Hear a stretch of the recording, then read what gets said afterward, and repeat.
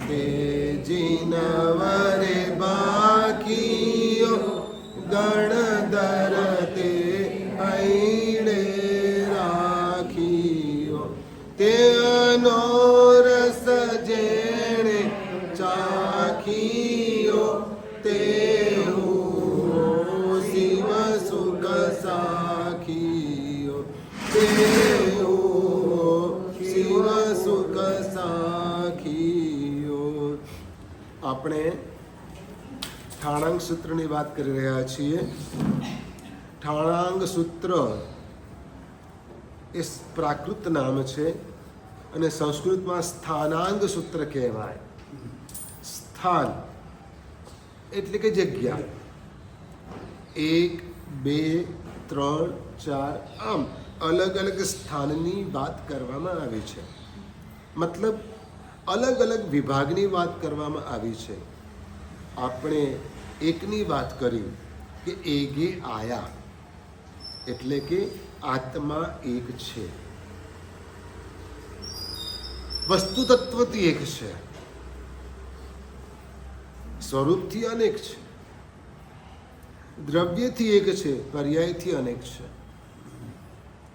સોનું દ્રવ્યથી એક છે, એક એક્ઝામ્પલ આપું છું, પરંતુ એ ચેન રૂપે, એ વીંટી રૂપે, એ બ્રેસલેટ રૂપે અલગ અલગ છે, પણ દ્રવ્યથી એક છે. એમ આત્મા, આત્મ તત્વની દૃષ્ટિએ આત્મા એક છે. 2 જીવ અને અજીવ. આ જગતમાં 2 જ તત્વ છે. કેટલા તત્વ છે? આપણે 9 તત્વની વાત કરીએ છીએ કે 9 તત્વો ઉપર શ્રદ્ધા રાખવી જોઈએ અને તો એને સમ્યક દર્શન કહેવાય. પરંતુ તત્વાદ સૂત્રમાં એને 7માં સમાવી દેવામાં આવ્યા છે. શેમાં સમાવવામાં આવ્યા છે? 7ની સંખ્યામાં સમાવી દેવામાં આવ્યા છે. એમ એને 2ની સંખ્યામાં સમાવવા હોય તો જીવ અને અજીવ. પણ જીવના 2 પ્રકાર, ત્રસ અને સ્થાવર. સ્થિર રહેવાવાળા જીવો અને હલનચલન કરવાવાળા જીવો. ધર્મ અને અધર્મ, બંધ અને મોક્ષ. આમ 2ના આંકડાની અંદર 2ના સ્થાનમાં આ બધી વાતો આવે છે. આગમ ગ્રંથો આ રીતે આપણને તત્વનો બોધ આપે છે. 3ની સંખ્યામાં બહુ જ ઘણી બધી વસ્તુઓ છે અને એને આપણે જાણીએ ને તો આપણને ખૂબ જ આનંદ થાય કે વાહ, જ્ઞાની ગુરુ ભગવંતોએ કેવી દીર્ઘદૃષ્ટિ વાપરીને આપણને તત્વજ્ઞાન યાદ રાખવાનું શીખવાડ્યું છે. 3 યોગ, મન યોગ, વચન યોગ અને કાય યોગ. સીધી વસ્તુ છે. આપણે જે કંઈ પણ કરીએ છીએ તે મન, વચન અને કાયાથી કરીએ છીએ. ત્રિયંચ જીવો જે છે ને એના 3 પ્રકાર. ત્રિયંચ જીવોના 3 પ્રકાર: જળચર, સ્થળચર અને ખેચર. 3ની સંખ્યામાં આ બધી વસ્તુ આવે. શું થાય? 3ની સંખ્યામાં આ બધી વસ્તુ આવે. હવે આ જગતની અંદર અંધકાર ફેલાઈ જાય તો શું થાય? સમજી લો, રાત્રિનો સમય છે અને એમાં પાવર કટ થાય તો કેવી દશા થાય? ઇન્વેટર ન હોય, જનરેટર ન હોય, કોઈ સગવડતા ન હોય, કોઈ ટોર્ચ ન હોય અને પાવર કટ થાય તો હાલત શું થાય? માણસ અથડાય, પડે, કોઈ કામ કરી ન શકે, કોઈ કામ ન કરી શકે. કોઈ પણ કામ કરવાને માટે અજવાળાની આવશ્યકતા છે. ચોર અંધારામાં ચોરી કરવા જાય ને તો પણ મોબાઈલની બેટરી કરીને તાળા તોડે. શું કરે? એને ત્યાં પણ અજવાળાની જરૂર પડે, ખોટા કામ કરવામાં પણ થોડુંક પણ અજવાળું જોઈએ. પણ આ જગતની અંદર અંધકાર ફેલાવાના કારણ કેટલા? તો 3. આ જગતમાં 3 કારણથી અંધકાર ફેલાય. હવે અજવાળું કોને કહેવાય અને અંધારું કોને કહેવાય? એ સૌથી મોટો પ્રશ્ન છે. કયો પ્રશ્ન છે? અજવાળું કોને કહેવાય અને અંધારું કોને કહેવાય? તો જ્ઞાનને અજવાળું કહીશું, અજ્ઞાનને અંધારું કહીશું. જ્ઞાનને અજવાળું કહીશું અને અજ્ઞાનને અંધારું કહીશું. એક સીધી વાત કહું, માણસની પાસે આંખો હોય એટલે બધું જોઈ શકે કે જ્ઞાન હોય તો જોઈ શકે?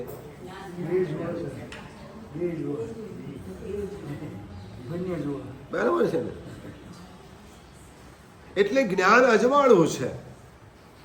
આંખો હોય પણ અંધારામાં આપણી આંખો શું કામ લાગે છે? કશી કામ નથી લાગતી. અજવાળું હોય તો જ આંખો જોઈ શકે છે. અજવાળું એટલે જ્ઞાન, જ્ઞાન એટલે સમજ, જ્ઞાન એટલે સમજ. અંધારું એટલે અજ્ઞાન, અંધારું એટલે અજ્ઞાન. અને અજ્ઞાન કાંઈ જોઈ ન શકે. આપણે શબ્દ વાપરીએ છીએ, ક્રોધાંત બની ગયો, લોભાંત બની ગયો, કામાંત બની ગયો. પાછળ અંધ શબ્દ ઉમેરીએ છીએ. શું કરીએ છીએ? ક્રોધમાં અંધ, લોભમાં અંધ, કામમાં અંધ.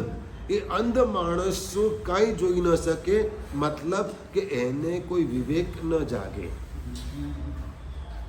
એ સારા સારનું ભાન કરી ન શકે, એને અંધ કહેવાય. તો આને અંધકાર કહેવાય. તો સૃષ્ટિમાં આ જગતની અંદર અંધારું છવાવાના 3 કારણ, અંધકાર ફેલાવાના 3 કારણ. સૌથી પહેલું અર્યંત ભગવાનનું નિર્વાણ.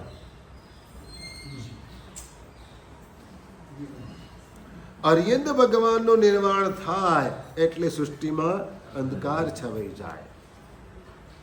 ભગવાન મહાવીરનું નિર્વાણ થયું, જોગાનું યુગ અમાસની રાત હતી, અંધારું હતું જ. વધારે ગાઢ અંધારું થઈ ગયું કારણ કે જ્ઞાનરૂપી સૂર્ય અસ્ત થઈ ગયો. એટલે અર્યંતનું નિર્વાણ થાય એટલે આ સૃષ્ટિમાં અંધકાર ફેલાય. અર્યંત વિચરતા હોય તો સૃષ્ટિમાં સુકાળ જ હોય, દુકાળ હોય જ નહીં. હા, દુકાળ હોય જ નહીં. મારી મરકી જેવા રોગોના ઉપદ્રવ ન હોય. પ્રભુ જ્યાં વિચરતા હોય ત્યાં શું હોય? બધા જીવો આનંદમાં રહેતા હોય.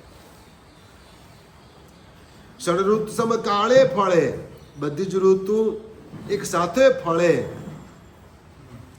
એવું અદ્ભુત વાતાવરણ હોય. પણ જેવી રીતે જ્યાં જેવું ભગવાનનું નિર્વાણ થાય, અર્યંત પરમાત્માનું, અંધકાર છવાય જાય. એટલે અંધકાર છવાવાના 3 કારણ. એક, અર્યંત પરમાત્માનું નિર્વાણ. બીજું, તીર્થનો નાશ. તીર્થ એટલે સંઘ, તીર્થ એટલે શાસન, ચતુર્વિધ સંઘ. એનો નાશ ક્યારે થશે? આ 5 મહારાના છેડે 21,000 વર્ષ સુધી ભગવાનનું શાસન ચાલવાનું, પણ અંતે એ 5 મહારાના છેડે નાશ પામવાનું. જ્યાં સુધી આ શાસન છે ત્યાં સુધી આપણા જેવા જીવોને કંઈક અજવાળું મળ્યા કરે છે. એના આધારે આપણે સલામત જીવી શકીએ છીએ, એના આધારે આપણે સલામત આગળ વધી શકીએ છીએ, એના આધારે આપણે ચાલી શકીએ છીએ. એટલે જ્યાં સુધી શાસન છે ત્યાં સુધી અજવાળું છે.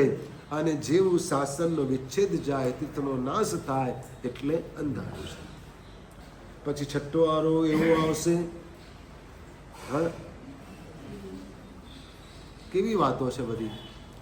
એ વાતોની વિચારણા કરીએ ને અને એની કલ્પના કરીએ તો પણ આપણને કંપની છૂટી છે, કારણ આવી રીતે લોકો જીવશે. અને અત્યારે પણ એની ઝાંખી કેવી થાય છે આપણને. બપોરે ઉનાળામાં બહાર નીકળી શકાય? નીકળવું હોય તો કઈ રીતે નીકળવું પડે છે? અરે હીટ વેવમાં સરકાર પણ તમને ચેતવણી આપે છે કે સવારે 11 થી સાંજના 4 સુધી વૃદ્ધોએ, બાળકોએ બહાર નીકળવું નહીં, વગર કારણે બહાર જવું નહીં. જો આજે તમે આ સ્થિતિ અનુભવો છો તો 20,000 વર્ષ પછી કેવી હાલત હશે? તાવડે ડુંગર તરડશે, વરસશે વિરુવા મેં. દિવસે ગુફામાં જ ભરાઈ રહેવું પડશે, રાત્રે જ બહાર નીકળી શકશે માણસ. ત્યારે દરિયા કિનારે ખોરાક લેવાને માટે નીકળશે બહાર, દિવસે બહાર આવી નહીં શકે, એટલો તાપ પડતો હશે. તો તીર્થનો નાશ થાય એટલે અંધકાર. તે કાળમાં ધર્મ નહીં હોય, એ કાળમાં ધર્મ નહીં હોય, જ્ઞાન નહીં હોય, કોઈ જ્ઞાન આપનારું નહીં હોય, અને સમજવાની કોઈની તૈયારી પણ નહીં હોય. આજે તમે કોને સમજાવી શકો છો? કોને કહી શકો છો? કોને મનાવી શકો છો? કેટલું કઠિન છે, કેટલું કઠિન, બહુ જ કઠિન છે. જો વર્તમાનમાં સ્થિતિ છે, આ ધર્મ, આટલા ધર્મોપદેશક ગુરુ ભગવંતો, આટલું જ્ઞાન, આ આગમ ગ્રંથો છે, અને છતાં પણ અત્યારે સમાજની આ સ્થિતિ છે, તો 15-20,000 વર્ષ પછી શું દશા હશે? કોઈક જગ્યાએ વસ્તી ઘટી રહી છે, કોઈક જગ્યાએ વસ્તી વધી રહી છે. શું છે? કોઈક જગ્યાએ વસ્તી ઘટી રહી છે, કોઈક જગ્યાએ વસ્તી ઘટી રહી છે. નાના બાળકો જરૂર કરતા જલ્દી મેચ્યોર થઈ રહ્યા છે. જે વાતની તમને અમુક ઉંમરે કાંઈ ખબર નહોતી, એ વાતની આજે નાના બાળકોને ખબર પડી જાય છે. મમ્મીને મોબાઈલ ચલાવતા ન આવડે, પણ નાના બાળકને બરાબર આવડતું હોય. માં એના નાનકડા ઢીંગલાને કે લે બેટા આમ કરી આપતો, એટલે પેલું બચ્ચું કરી આપે. તો આગળની વાત, છઠ્ઠાની વાત કેવી છે કે માણસનું આયુષ્ય પણ ઓછું હશે અને મેચ્યોર પણ બહુ જલ્દી થઈ જશે એમ કહું છું. તો મતલબ કે તીર્થનો નાશ થશે એટલે આ જગતમાં અંધકાર છવાશે. તીર્થંકર પરમાત્માનું નિર્વાણ થાય એટલે અંધકાર છવાય, તીર્થનો નાશ થાય એટલે પણ અંધકાર છવાય. અને હજુ એક કારણ, પૂર્વનો નાશ થાય. કેટલા પૂર્વ છે? 14 પૂર્વ, બરાબર છે. એ પૂર્વ ગ્રંથો એક પણ ન રહે, તો પણ અંધકાર છવાય. સીધી વાત કરીએ કે આપણી પાસે આટલા આગમ ગ્રંથો છે ને આટલી સમજ છે અને આટલી આરાધના લોકો કરે છે. જો પૂર્વ ગ્રંથો હોત, આ 14 પૂર્વ હોત, તો કેટલું બધું જ્ઞાન આપણી પાસે હોત, અને તો આપણે વધારે કેટલી સમજ ધરાવતા હોત અને કેવું જીવન જીવતા હોત. થોડાક જ્ઞાનના આધારે પણ જો માણસ આટલું સારું જીવે છે, આરાધના કરે છે, પાપથી બચે છે, તો પૂર્વ ગ્રંથો હોત તો પૂર્વનો વિચ્છેદ જાય ને ત્યારે પણ શું થાય? અંધકાર છવાય છે. એટલે અંધકાર છવાવાના 3 કારણ. સૃષ્ટિમાં અંધકાર છવાવાના 3 કારણ. કેટલાક જીવોને સુખની અનુભૂતિ થાય, કેટલાકને દુઃખની અનુભૂતિ થાય, પણ કેટલાક નોર્મલ રહે ને કંઈ નહીં.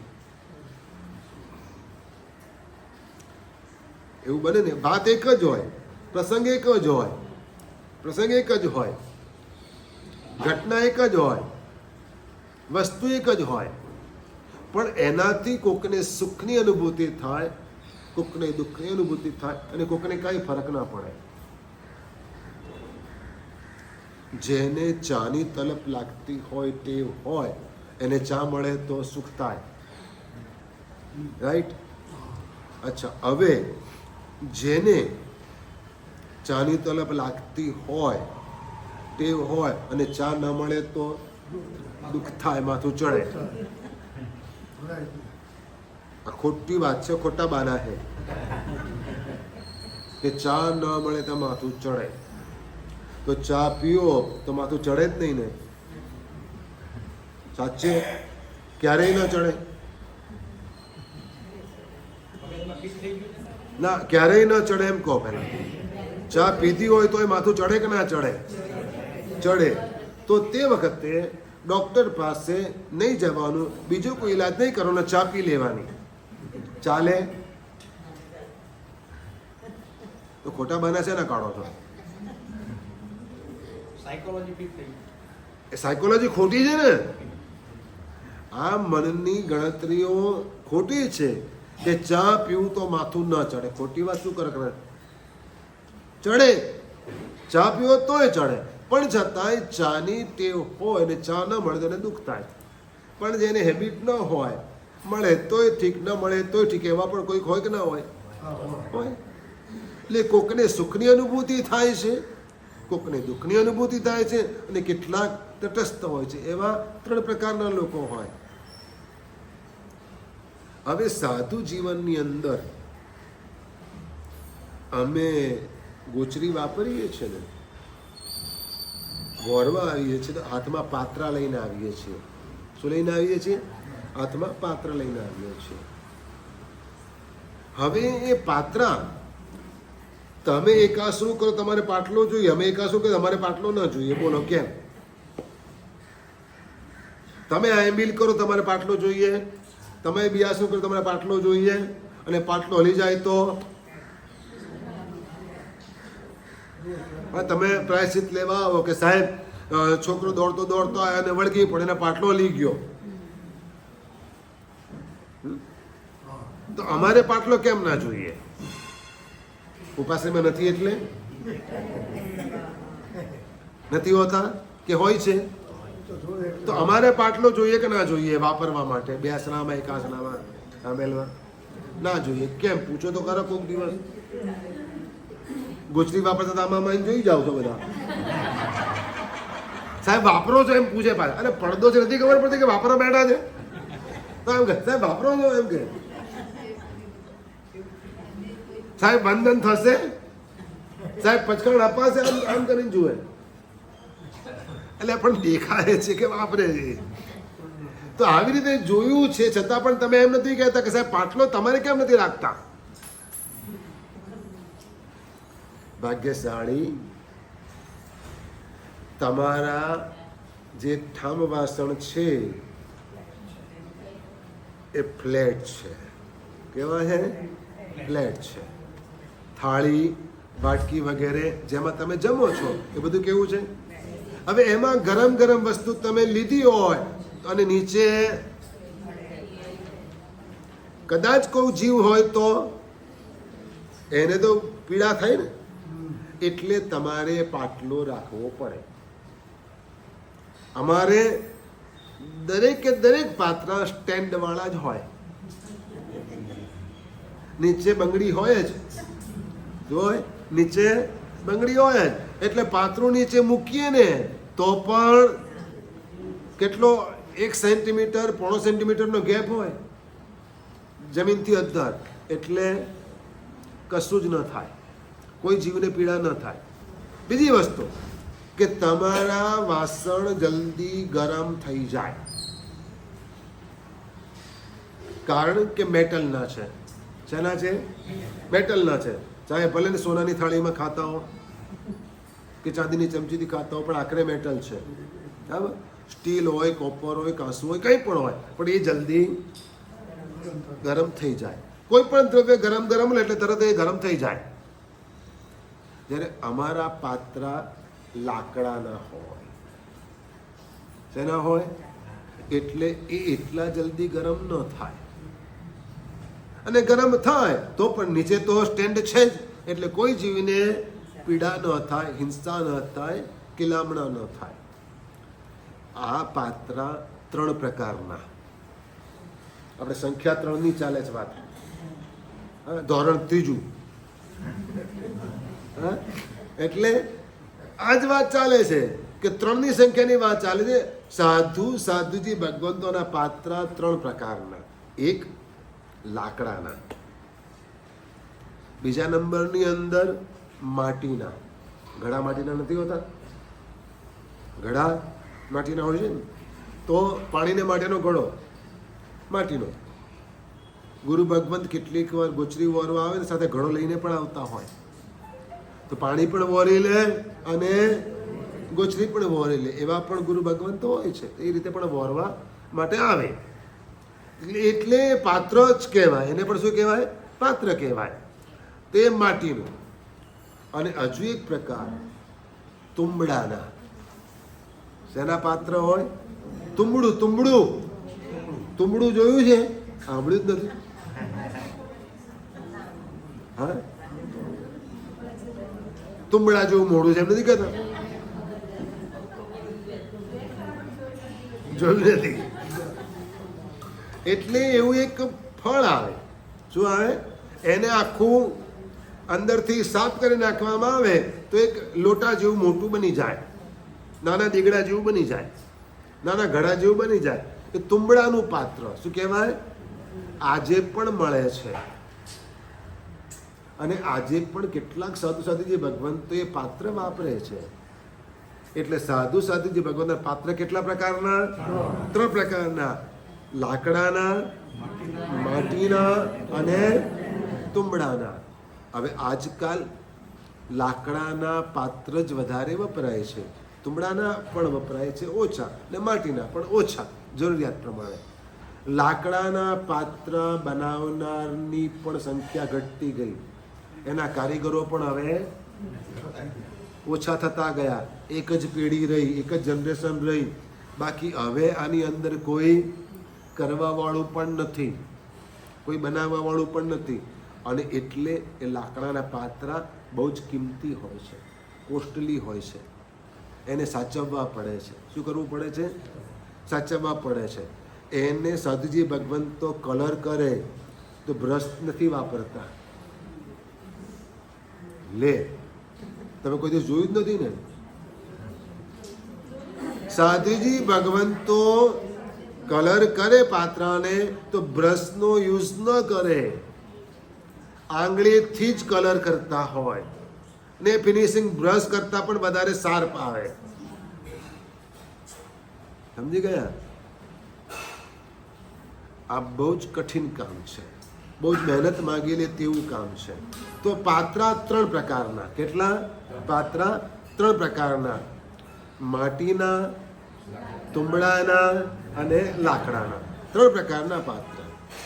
હવે એવી રીતે સાધુ ભગવંતો, શ્રમણ શ્રમણી ભગવંતો વસ્ત્ર 3 કારણથી પહેરે, વાપરે. વસ્ત્રનો ઉપયોગ 3 કારણથી કરવાનો. પહેલી વાત શોખથી નહીં. આ ઊંધી વાત કરું છું. તમે લોકો શેને માટે વસ્ત્ર પહેરો? મોટે ભાગે ફેશનથી. બરાબર. હવે ગળું ભીસાતું હોય ને તો એ આટલે સુધીનો કોટ પહેરે, અહીં બટન બંધ કરે. કેટલે એવી સ્ટાઇલ હતી પહેલા. અરે સ્કિન ડિસીઝ થાય ને તોય શું કહેવાય, સ્કિન ટાઈટ ડ્રેસ પહેરે. ચામડીના રોગો થઈ જતા હોય અને છતાં પણ કેવા ડ્રેસ પહેરે? Skin tight. ચામડીને ચોંટી જાય એવા કપડાં પહેરે. ના, કપડાં પહેરવા પાછળના પણ કારણો છે. એક શરમ ન પેદા થાય એટલા માટે, લજ્જા નિવારણ માટે. કયું કારણ? લજ્જા નિવારણ માટે વસ્ત્ર પહેરવાના. બીજી વસ્તુ, જુગુપ્સા નિવારણ માટે વસ્ત્ર પહેરવાના. જુગુપ્સા નિવારણને માટે વસ્ત્ર પહેરવાના. અને ત્રીજું કારણ, પરિસહ નિવારણ માટે. કોઈ પરિસહ ન કરે, કોઈ ઉપસર્ગ ન કરે. કપડું પહેરેલું હોય ને ઉપર, તો મચ્છર માખી થોડા હેરાન ઓછા કરે. સીધી વાત છે ને? નહીં તો શું થાય? હેરાન કરી નાખે, ત્રાસ થઈ જાય. શું થાય? ઉનાળો હોય અને બપોરે થોડીક વાર જરા વામકુક્ષી કરવી હોય, જરા થોડીક વાર આડા પડવું હોય, અને તે વખતે માખીઓ એટલી સાતા પૂછવા આવે, હા, ત્યારે શું કરવાનું? એક મોટું કપડું પાતળું લઈ અને આખા શરીરે, તો માખીઓ તો પરિસહ નિવારણને માટે વસ્ત્ર ધારણ કરે. વસ્ત્ર ધારણ કરવાના 3 કારણ: લજ્જા નિવારણ, જુગુપ્સા નિવારણ અને પરિસહ નિવારણ. આમ 3 કારણથી સાધુ વસ્ત્ર ધારણ કરે. એક જ ડ્રેસ છે, એડ્રેસ દર વર્ષે બદલાય છે. ડ્રેસ એક જ છે, એડ્રેસ દર વર્ષે બદલાય છે. બરાબર છે? તમારે એડ્રેસ એક જ છે, ડ્રેસ દરરોજ બદલાય. ડ્રેસ દરરોજ બદલાય. શું થાય? તમારું એડ્રેસ નિશ્ચિત, ડ્રેસ નિશ્ચિત નહીં. અમારો ડ્રેસ નિશ્ચિત, એડ્રેસ નિશ્ચિત નહીં. આટલો ફરક છે. આ 3ની સંખ્યા થઈ. કેટલી સંખ્યા થઈ? 3ની સંખ્યામાં આ બધી વાતો કરવામાં આવી છે. બીજી પણ વાતો છે, આપણે 2-3 દિવસ આ વાતો કરીશું. ઘણું બધું આમાંથી જાણવા મળશે. આ એક પ્રકારનો એવો ગ્રંથ છે કે જેમાં બધું કલેક્શન કરવામાં આવેલું છે. શું છે? જેમ ભાષાનો શબ્દકોશ હોય, તેમાં બધી જ પ્રકારના શબ્દો એક જગ્યાએથી મળી જાય અને એના શબ્દોના અર્થ પણ મળી જાય. ભગવદ્ ગોમંડળ છે, રાજેન્દ્ર કોશ છે, અમરકોશ છે, નામમાલા છે. તો આ બધામાંથી જુદા જુદા શબ્દો અને એના અર્થો વગેરે મળી જાય. એમ તત્વજ્ઞાન જે છે એ આ સંખ્યાઓના માધ્યમે આ આગમ ગ્રંથોમાંથી આપણને મળી જાય. એટલે સંખ્યાના માધ્યમે ઘણી બધી વાતો કરી છે. હવે એવી રીતે 4ની સંખ્યા, 4 કસાય: ક્રોધ, માન, માયા. પણ માણસ પણ 4 જાતના. માણસ પણ 4 જાતના. તો એ સીધી રીતે આપણને નથી કહેતા, કારણ કે સીધી રીતે તમને કહીએ તો જરા ખોટું લાગે. હવે એક જગ્યાએ મેં વ્યાખ્યાન આપ્યું ને વ્યાખ્યાનમાં મેં દ્રષ્ટાંત પશુઓનું આપ્યું. શું કર્યું? પશુનું દ્રષ્ટાંત આપ્યું. અને પછી કમ્પેર કર્યું માણસની સાથે. તો ખરેખર માણસ ઉશ્કેરાઈ ગયા. સાહેબ, શું તમે મને જાનવર કહો છો? અમે શું જાનવર જેવા છીએ? હવે આ વાત છે ને, જે વિચારે એને જ ખબર પડે કે આપણે કેવા છીએ. એટલે ડાયરેક્ટ બધી વાતો કેટલીક વાર ન કરાય, દ્રષ્ટાંતથી જ કરાતી હોય. તો એમ અહીંયા આગળ શાસ્ત્રકાર ભગવંત આપણા સ્વભાવની વાતો કરતા કહે છે કે માણસ કેવો, કે કેટલાક માણસ એવા હોય, એ વૃક્ષના મૂળિયાને વૃક્ષના દ્રષ્ટાંત આપીને કહે છે. શું કહે છે? વૃક્ષના મૂળિયા અને એના દ્રષ્ટાંત આપીને કહે છે કે કેટલાક વૃક્ષ એવા હોય કે જેનું મૂળ વાંકું ને ઉપરથી સીધો હોય, ઉપરથી એ ઝાડ સીધું હોય. એમ કેટલાક માણસો મનથી વાંકા પણ વ્યવહારમાં સરળ હોય.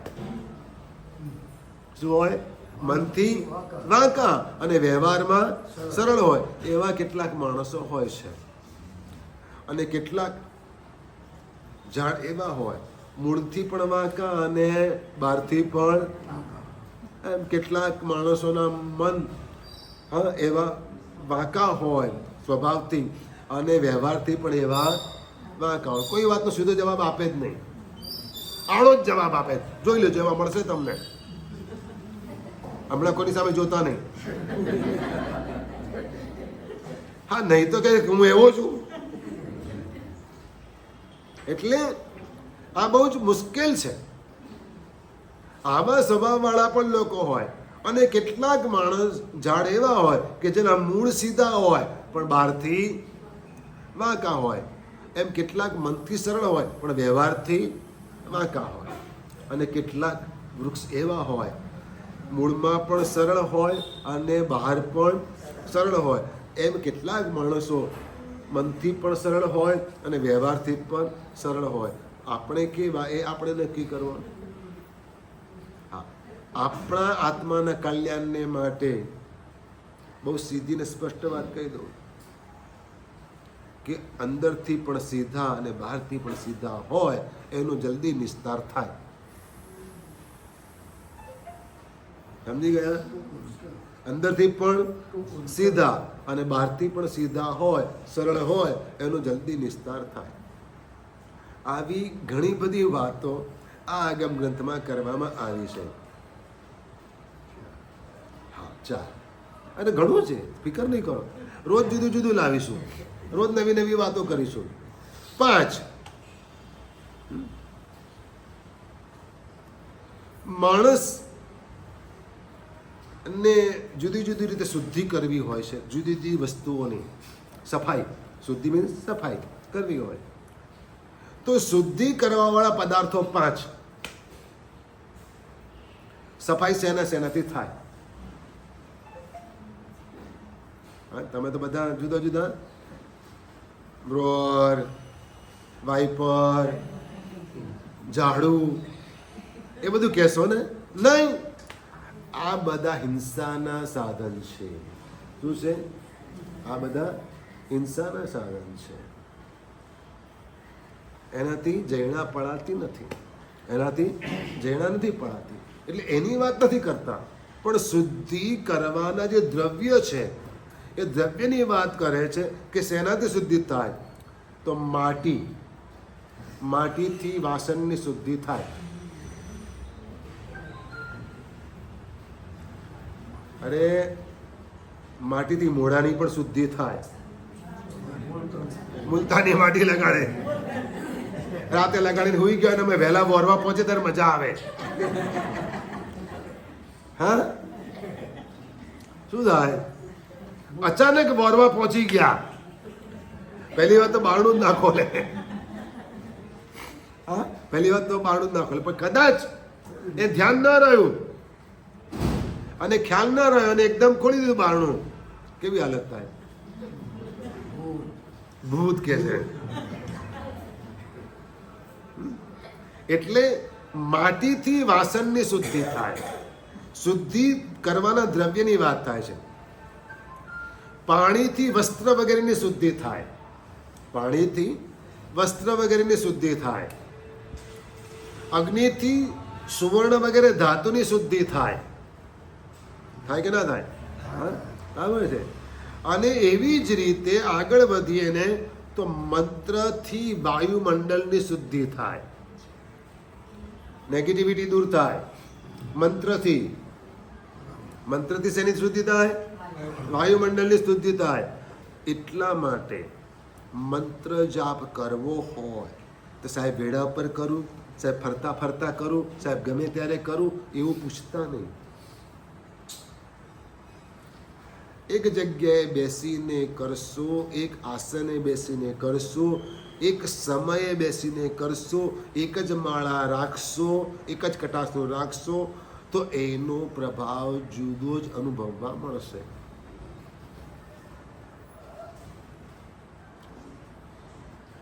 તમારા બ્રશ દરેકના અલગ અલગ ને કે એક જ? મોટે ભાગે ઘણાના નાવાના સાબુ પણ અલગ કે એક જ? શું વાત કરો છો? હે? તો નૌકાવાળી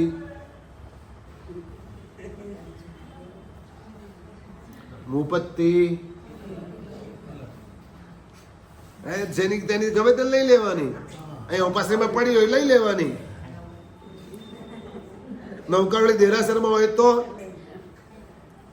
થયું એવું હા કે અહીં હોય તો સાહેબ આ નૌકાવાળી ગણવા લેજો એમ કે અમને એવું કે પૂછે, પછી પાછી લેવા મારે જવાનું એની પાછળ. સાચું કહું તો ના, એ બધું તમારું પોતાનું પર્સનલ જોઈએ, અને તો મંત્ર સાધનામાં સ્થિરતા આવે અને મંત્ર ફળે. મંત્ર સિદ્ધિ કરવાને માટે 12,500 જાપ કરવો જરૂરી છે. કોઈ પણ મંત્ર સિદ્ધ કરવો હોય તો 125 માળા તપ જપ પૂર્વક કરવી જોઈએ. ચાહે 3 દિવસમાં કરો, ચાહે 9 દિવસમાં કરો, પણ આ માળા કોઈ પણ મંત્રની 12,500 જાપ 125 નવકારવાળી કરવી જોઈએ, અને પછી રોજ 3 અથવા તો 1 નવકારવાળી ગણવી જોઈએ, તો મંત્ર સિદ્ધિ થઈ કહેવાય. પછી તમે નવકારવાળી હાથમાં નહીં હોય ને તો ચાલતા ચાલતા પણ ઓટોમેટિક અંદર જાપ ચાલુ થઈ જશે. નવકાર આવો કેટલાને અંદર ઉતર્યો છે? નવકાર આ રીતે કેટલાને અંદર ઉતર્યો? કેટલાક લોકો ચાલતા હોય ને અથવા તો મસ્તીમાં હોય ને તો એમને ગીતો ગાતા ગાતા જતા હોય, અથવા તો ઘરમાં બેઠો તો એકલા એકલા ગીતો ગાતા હોય. હવે નથી ક્યાંય વાગતું, હા નથી બીજું કોઈ ગાતું, છતાં પણ એ ભાઈ પોતે તો કઈ રીતે એના માઇન્ડમાં આવ્યું કે એની સાથે એવો એટેચ થઈ ગયો છે, એના મગજમાં ઉતરી ગયું છે, એટલે ઓટોમેટિક એ ભાઈ એ ગીત કે સ્તવન કે કંઈ પણ ગાય છે. તો નવકાર આ રીતે કેટલો અંદર ઉતર્યો કે ઓટોમેટિક તમને યાદ આવી જાય, વગર કીધે, વગર ટાઈમે, વગર કારણે, વગર સાધને પણ નવકાર ચાલુ થઈ જાય. કશું કામ નથી, ચાલો નવકાર ચાલુ થઈ જવો જોઈએ. આવું થાય તો મંત્ર સિદ્ધિ થઈ કહેવાય. ઓટોમેટિક ચાલુ થઈ જાય. તો મંત્ર દ્વારા વાતાવરણની શુદ્ધિ થાય છે. દેરાસરમાં પૂજા કરો, હા, અને ઘરે ફોટા આગળ ધૂપ દીવો કરો, કોઈ ફરક ખરો? ઉપાશ્રયમાં સામાયિક કરો અને ઘરે સામાયિક કરો, કોઈ ફરક ખરો? હજુ આગળ વધો, અહીંયા પૂજા કરો અને શંખેશ્વર જઈને પૂજા કરો, કોઈ ફરક ખરો? પાર્શનાથ ભગવાન તો અહીંયા પણ છે અને ત્યાં પણ છે, છતાં ડિફરન્સ કેમ? કારણ કે અહીંયા મંત્ર જાપ ઓછા થયા છે, ત્યાં મંત્ર જાપ અનંત ગણા થયા છે. એટલે ત્યાંનું વાતાવરણ, ત્યાંની પોઝિટિવિટી, ત્યાંની પોઝિટિવ એનર્જી એક્સ્ટ્રીમ છે, અહીંયા થોડીક લો છે. મંત્ર જાપ દ્વારા વાતાવરણની શુદ્ધિ થાય છે. શુદ્ધિના 5 સાધન: માટી જે વાસણની શુદ્ધિ કરે, પાણી જે કપડાની શુદ્ધિ કરે, અગ્નિ જે ધાતુની શુદ્ધિ કરે, અને મંત્ર જે વાતાવરણની શુદ્ધિ કરે, અને 5મું બ્રહ્મચર્ય જે આત્માની શુદ્ધિ કરે. આ 5 શુદ્ધિના સાધનો છે. આચાર્ય ભગવંતો આચાર્ય પદવીની પ્રાપ્તિ થાય, આચાર્ય પદ ઉપર આરૂઢ થાય, પછી પંચપ્રસ્થાનની આરાધના કરે. શેની આરાધના કરે? પંચપ્રસ્થાનની આરાધના કરે. પંચપ્રસ્થાનની આરાધનાની અંદર અલગ અલગ 5 પીઠિકા હોય એની આરાધના કરે. તપની સાથે જપ કરે, તપની સાથે જપ કરે. કાં તો તમે તપ કરો છો અને જપ નથી કરતા, ને કાં જપ કરો છો તો તપ નથી કરતા. ફેક્ટરી ક્યારે ચાલે? કોઈ પણ કંપની ચાલે ક્યારે? માત્ર મશીનરી લાવીને મૂકી દો તો ચાલે? કે ઓપરેટ કરવું પડે? એક ફેક્ટરીમાં ગયા અહીંયા આવતા આવતા ત્યાં મુકામ હતો અમારો, એક દિવસ ત્યાં રોકાયા હતા, પણ હજુ સ્ટાર્ટ નહોતી થઈ, ખાલી સ્ટ્રક્ચર ઊભું થયું હતું. સાહેબ થોડા વખત પછી અહીંયા આગળ બધું મશીનરી ફિટ થઈ જશે ને પછી બધું કામકાજ ચાલુ થઈ જશે. તો માત્ર મશીનરી લાવીને મૂકી દેવાથી કામ ન થાય, એમ માત્ર મંત્રથી એટલું કામ ન થાય, સાથે તંત્ર પણ જોઈએ, સાથે યંત્ર પણ જોઈએ. કેટલાક લોકો ઘરે 10 જાતના યંત્ર રાખે, કેટલા બધા મારા સાહેબ પાસેથી લે સાહેબ, અને ગુરુ મહારાજ આપે તો આ રાખે. 10 યંત્ર હોય અને 5-10 વર્ષ પછી બધા ઢગલો કરીને અમને જ પાછા આપી જાય.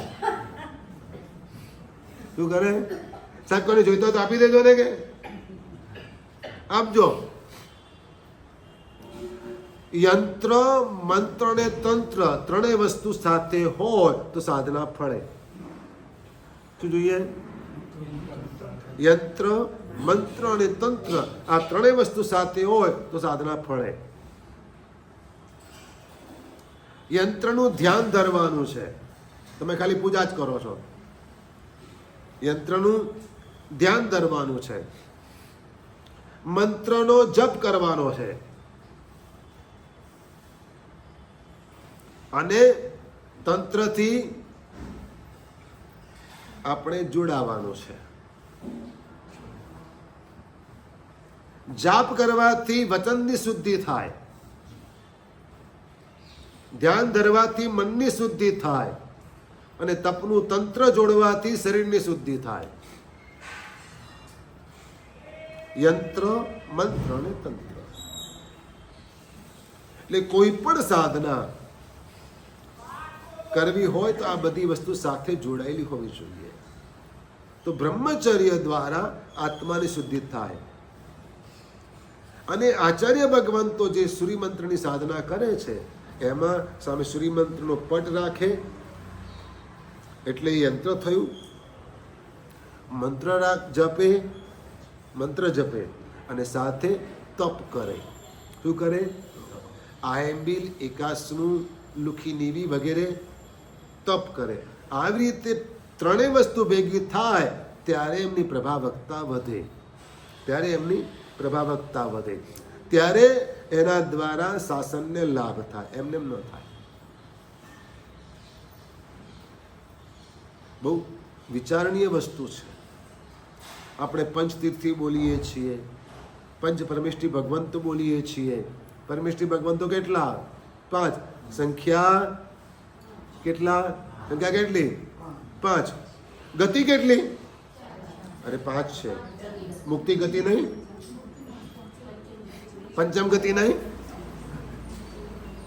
આપણો દ્રષ્ટિકોણ, આપણો વ્યૂ કયો છે, આપણો દ્રષ્ટિકોણ કયો છે એના પર આધાર છે. પણ આપણે આ રીતે આપણા શાસનના પદાર્થોને સમજવા છે.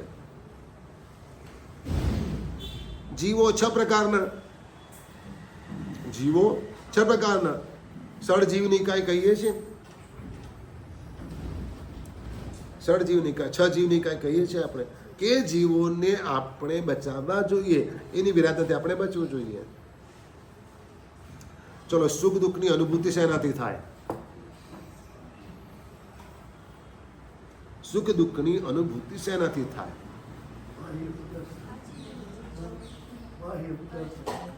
5 ઇન્દ્રિયો અને 6ઠું મન, આ 6 વસ્તુથી થાય. શેનાથી થાય? 5 ઇન્દ્રિય અને 6ઠું મન, એનાથી સુખ દુઃખની અનુભૂતિ થાય.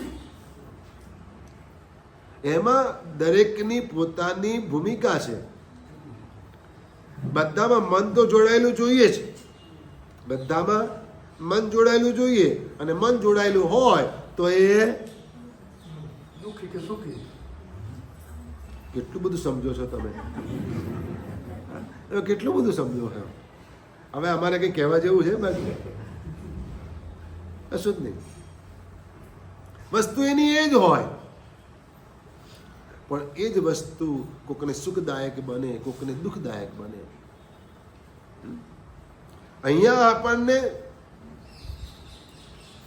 ગરમી, બફારો દુઃખદાયક લાગે, અને ઠંડા પ્રદેશમાં એ જ વસ્તુ કેવી લાગે? વાત એક જ છે, સંજોગ પ્રમાણે વસ્તુ બદલાય છે. શું થાય છે? સંજોગ પ્રમાણે એનો ઉપયોગ બદલાય છે. એ વસ્તુ સુખદાયક લાગે, એ વસ્તુ દુઃખદાયક લાગે. 3 ટાઈમ દૂધ પાક મળે તો રોજે રોજ મળે તો હે રોજ મોહનથાળ 2 ટાઈમ, હા મજા આવે ને? શું થાય? ઉપકા આવે પછી લે કે ઉપકા આવે એમ કે છે. જે વસ્તુ બહુ ફેવરિટ હતી એ જ વસ્તુથી ઉપકા આવે. જે વસ્તુ ભાવતી હતી, ગુલાબજાંબુ માની લો ભાવે છે, હા તમે તમારા કોઈ રિલેટિવને ત્યાં જમવા ગયા ને એને ખબર છે કે આને દૂધ ગુલાબજાંબુ ભાવે છે એટલે એનું ગુલાબજાંબુ જ રાખ્યા જ છે, બરાબર? એટલે તમે ગયા અને તમને ખબર છે કે એને ત્યાં ગુલાબજાંબુ તો હશે જ, એટલે તમે જરા શું જમવાની તૈયારી સાથે જ ગયા હતા. તો પછી 4-5 તો એમને તમે ખાઈ લીધા અને પછી કે લે મારા તો લેવાનું રહી જ ગયું, તમને આપે એટલે તમે ખાઓ. પછી વળી પાછો આદર કરે, ના ના હજુ તો એક લેવું જ પડશે. તો એક વાત પૂછું કે પહેલા ગુલાબજાંબુમાં જેટલી મજા આવી એટલી છેલ્લામાં આવી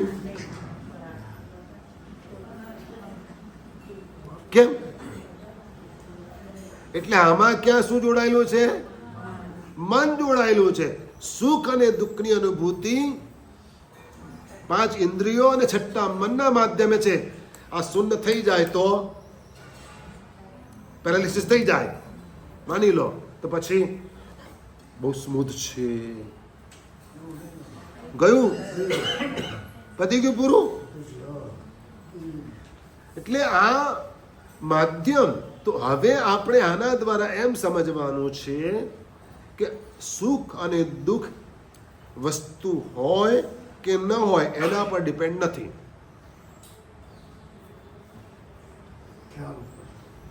સુખ અને દુઃખ મનની સમજણ ઉપર ડિપેન્ડ છે. નાના બાળકો આવે, વંદન કરે અને ગિફ્ટ લઈ જાય તો એ ખુશ, અને તમે તમારી સામે મૂકો કે લો, તો તમારે કોઈ લેવા દેવા ખરી? કોઈ મતલબ કરો, કઈ ખુશી થાય, કઈ નારાજગી થાય, શું થાય? કશું નહીં. કેમ? સમજણ. નાનપણમાં જે વસ્તુ માટે લડતા હતા, રડતા હતા, એ વસ્તુ આજે મળે કે ના મળે, શું ફરક પડે? શું ફરક પડે છે? કેમ? સમજણ બદલાઈ ગઈ. શું થયું? તો સુખી થવું હોય, દુઃખી ના થવું હોય તો સમજણ બદલો, સ્થિતિ નહીં બદલાય.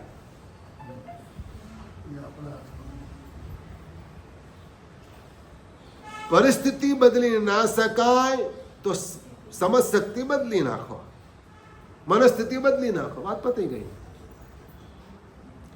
જોવાનો દૃષ્ટિકોણ બદલી નાખો. બાકી સંસાર એટલો ભયંકર છે કે સગો દીકરો, સગી દીકરી, જેને તમે બધું જ સોંપી દીધું છે, એ લોકો જોડીમાં મૂકીને ક્યાંક પ્રયાગરાજમાં મૂકી આવશે, નદીના કિનારે, જીવતે જીવ. આજે પણ આવું બને છે.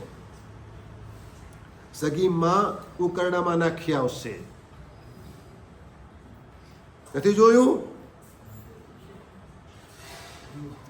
ચેલણાએ પણ કર્યું હતું કોણિક માટે, હા, ચેલણાએ પણ કર્યું હતું. આજે પણ થાય છે. ચેલણાનો વ્યૂ અલગ હતો, એનો દૃષ્ટિકોણ અલગ હતો, પણ આજે પણ આ થાય છે. હોસ્પિટલની બહાર ઉકરડામાં, ક્યાંક કચરાના ઢગલામાં, ક્યાંક જમીનમાં દાટેલું, ક્યાંક વૃદ્ધાશ્રમની બહાર, ક્યાંક અનાથ આશ્રમની બહાર. હા, કેમ આ બધી સ્થિતિઓ સર્જાય છે? કેમ? મનસ્થિતિ તમારી બરાબર નથી. એટલે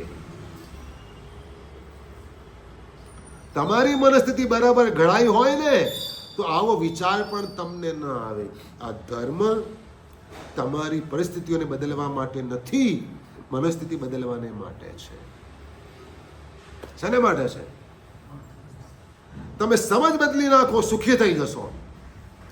જે સ્થિતિ સર્જાઈ હોય એનો સ્વીકાર કરી લો. સાહેબ, પહેલા તો હું આમ કરી શકતો હતો, હવે કાંઈ થતું નથી એટલે દુઃખી થાય. એટલે આપણે પહેલા તું 25 નો હતો, હવે તું 50 નો થયો. હા, હવે તું 60 નો ને 75 નો થયો. હવે થોડું દોડાશે તારાથી. સ્વીકારી લે, ધીરે ધીરે ચાલ. તું પેલા ઠેકડા મારતો તો હવે ઠેકડા માર. પહેલા તું વરસાદમાં નાચતો તો હવે નાચ. શું થશે? ના સાહેબ, હવે ના કરાય. તો આ સમજી લો. અને આવી પરિસ્થિતિ સર્જાઈ જાય તો દુઃખની અનુભૂતિ નહીં થાય. મનસ્થિતિ બદલવાની. સુખ અને દુઃખના કારણ કેટલા? 6. 5 ઇન્દ્રિયો અને 6 મન. અરે ભાઈ, અમારે વાપરવાના કારણ પણ 6. અમે વાપરીએ કેમ? ગુચરી કેમ વાપરવાની? બોલો. ન વાપરવાના કારણ પણ 6, વાપરવાના કારણ પણ 6 છે. માણસ જો વિચાર કરે ને થોડોક પણ ધર્મ ગ્રંથોનો અભ્યાસ કરે ને તો એમાંથી એને ઘણું બધું પ્રાપ્ત થઈ શકે તેમ છે. શાસ્ત્રકાર ભગવાન તો એટલું બધું આપ્યું છે, એટલું બધું આપ્યું છે, અને આપણી પાસે એમાંનો એક બુંદ પણ નથી. અને બુંદનું પણ એક બુંદ આપણી મેમરીમાં નથી. પંચ પ્રતિકળ ભણ્યા તો મહાજ્ઞાની થઈ ગયા ને એવું ફીલ કરીએ છીએ. અતિશય આવડતા હોય તો જાણે ભગવાન. હા, વિચાર તો કરો. પણ એની સામે આ બધી વસ્તુઓ જો ધરીએ અને એનો વિચાર કરીને તો શું થાય? આપણને ખબર પડે કે આપણે તો અજ્ઞાની છીએ. કેવા છીએ? આપણે તો અજ્ઞાની છીએ. આચાર્ય ભગવંતના પણ 6 ગુણો. કેટલા? આચાર્ય ભગવંતના 6 ગુણો. 36 બધા ઘણા. હું ખાલી 6 જ કહું, 36 નથી કહેવા મારે. એ ઓળીમાં કહીશું. આજે તો 6 જ કહેવાના. શ્રદ્ધાવાન હોય. આચાર્ય ભગવંત શ્રદ્ધાવાન હોય, સત્યવાદી હોય, મેઘાવી હોય, બહુશ્રુત હોય, પ્રવચન આદિ શક્તિ સંપન્ન હોય, અને 6 કલહ રહિત હોય. ઝઘડા ન કરાવે. કલહકારી કદાગ્ર ભર્યા થાપતા આપના બોલ રે, એવું યશોજી મહારાજે ગાવું ન પડે. આચાર્ય ભગવાનના આ ગુણો હોય. આવા 6 ગુણો વાળા આચાર્ય ભગવંત હોય. આના 6 સ્થાનોની વાતો આગમ ગ્રંથોમાં ઘણી કરવામાં આવી છે. આપણે સાતા અસાતાની વાત કરીએ છીએ. તેની વાત કરીએ છીએ. સાતા અસાતાની વાત કરીએ છીએ. અને એમાં આવતીકાલે નેમિનાથ ભગવાનનું એ તો પહેલા તો ચ્યવન કલ્યાણક અને જન્મ કલ્યાણક, દીક્ષા કલ્યાણક. જન્મ અને દીક્ષા. આવતીકાલે જન્મ કલ્યાણક, પરમ દિવસે દીક્ષા કલ્યાણક. એમના એક મુનિ હતા, ઢંઢળ મુનિ. ઢંઢળ મુનિ હતા. કૃષ્ણ મહારાજના દીકરા હતા. આપણે આ બધી વાત કરી છે એમની. પણ એમને જે આ તપશ્ચર્યા કરી, જે અભિગ્રહ કર્યો, જે સંકલ્પ કર્યો ગોચરી માટેનો કે મારી લબ્ધિથી મળે તો જ મારે વાપરવું, એના કારણે તેઓએ એવું સાતાવેદનીય કર્મ બાંધ્યું કે સર્વાત સિદ્ધ નામના દેવલોકમાં ઉત્પન્ન થયા. એવી સાતા એમને પ્રાપ્ત થઈ. કેવી સાતા પ્રાપ્ત થઈ? એમને એવી સાતા પ્રાપ્ત થઈ. તો ભગવાનનું શાસન આપણને ધર્મ આ રીતે આરાધવાનું કહે છે.